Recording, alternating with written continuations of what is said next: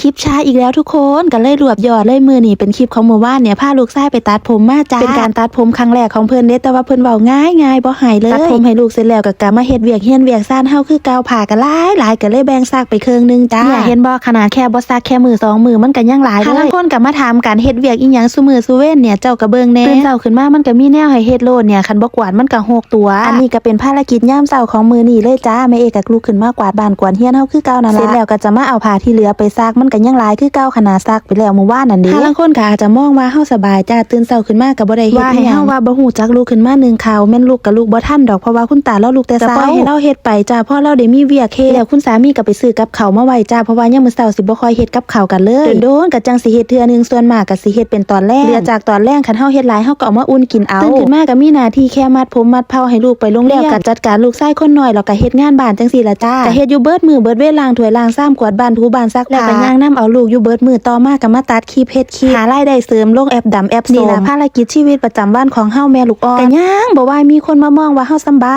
ยขี้ข้านก็ขี้ข้านว่าซ่าแต่ว่าก็แล้วแต่เพิ่นละเนาะแล้วแต่สิมองเลยเฮาฮู้ว่าเฮาเฮ็ดอีหยังอยู่แค่นี้ก็พอแล้ว